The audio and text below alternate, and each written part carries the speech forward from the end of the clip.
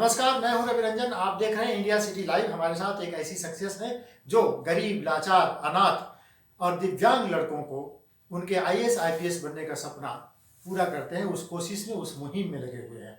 आज हम खास बातचीत में उनसे बातचीत करेंगे कि आखिर इस मुहिम में जो लगे हैं उनको क्या मुश्किलें आती हैं, वो ये प्रेरणा उनको कहाँ से मिली और ये जो वो कर रहे हैं उसके पीछे उनकी मंशा क्या है। अरविंद कुमार जी, बहुत स्वागत है आपका इंडिया सिटी लाइव में। सबसे पहले आपका सवाल कि ये प्रेरणा आपको कहाँ से मिली कि आपको गरीब, लाचार, दिव्यांग बच्चों को उनके आईएएस आईपीएस बनने का सपना जो आप पूरा करने की मुहिम में लगे हैं, ये प्रेरणा आपको कहाँ से मिली? ये प्रेरणा मेरे खुद से मिली कि मैं जब मैं यूपीएससी का तैयारी कर रहा था तो ऐसे समय में मेरे सामने भी आर्थिक समस्या आई थी, जिसके कारण से मेरे पिताजी बाहर नहीं भेज सके और मैंने अपने खुद का मैंने तैयारी किया, सेल्फ स्टडी किया, जिसके वजह से मुझे लगा कि बहुत सारे देश में ऐसे लोग हैं जो प्रतिभा तो उनके पास है, लेकिन वो मैंने बड़े से बड़े एग्ज़ाम में सफलता प्राप्त करने में सक्षम नहीं है। तो वही हमको लगा कि यूपीएससी का तैयारी गरीब विद्यार्थियों के लिए बहुत मुश्किल हो जाती है, क्योंकि उन्हें अगर दिल्ली अगर जाना पड़े या कहीं हम जहाँ बड़े बड़े संस्थानों में अगर जाना पड़े तो उन्हें मोटी रकम देनी पड़ती है। तो जिसकी वजह से मैंने सोचा कि जिनके पास भी प्रतिभा है, प्रतिभा संपन्न कोई भी विद्यार्थी अगर वो मेरे पास आते हैं, मेरे शरण में आते हैं, तो मैं उनका मैंने अच्छी तरह से देखभाल करूँगा, जिसकी वजह से वो यूपीएससी की जैसी परीक्षा में वो सफलता प्राप्त कर सके।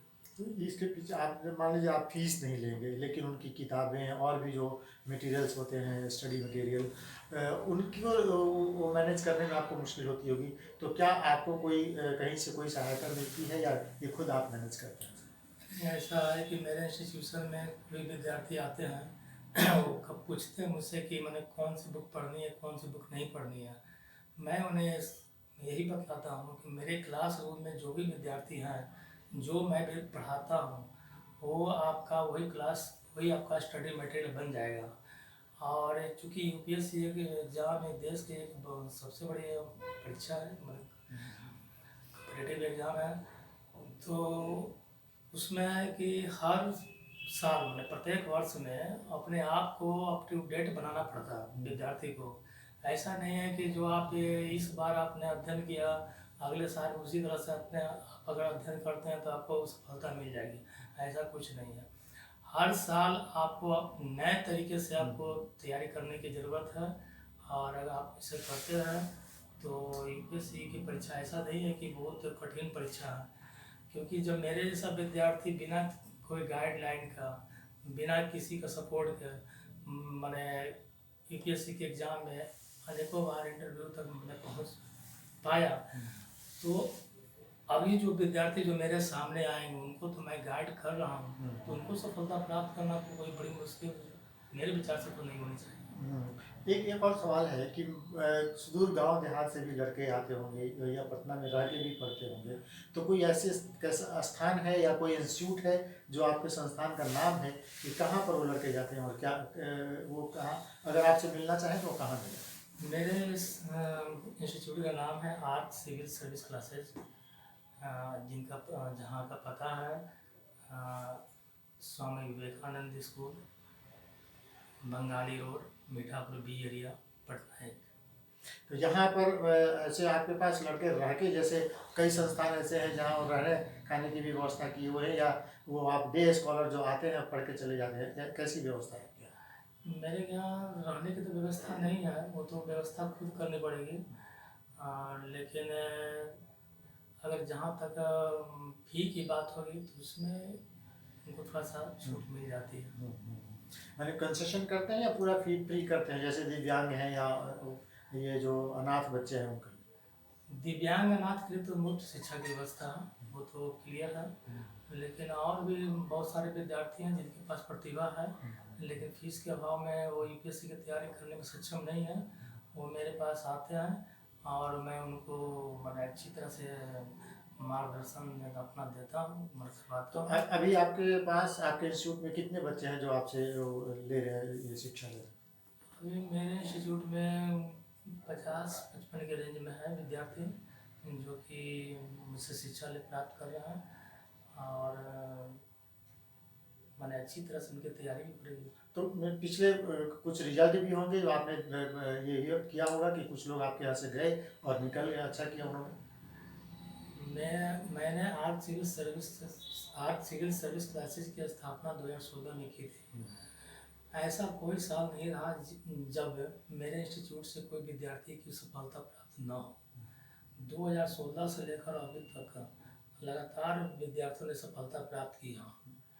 और क्योंकि यूपीएससी की परीक्षा में एक बेहतरीन रिजल्ट देने के कारण ही आज आर्ट सिविल सर्विस क्लासेस देश में मैंने एक मैंने रिजल्ट देने वाला इंस्टीट्यूट के नाम से प्रसिद्ध है। एक सवाल ये भी है कि अभी मान लीजिए आपके यहाँ जो बच्चे आ रहे हैं, जो लोग नहीं आ पा रहे हैं, क्या आप ऑनलाइन भी कोई ऐसा वो रखे हैं कि आप ऑनलाइन दे दें उनको मटेरियल्स, वो जो पढ़ाई करें, वो फीस आपकी है जो आपके पास आ जाए, ऐसी कोई ऑनलाइन पढ़ाई की व्यवस्था है क्या?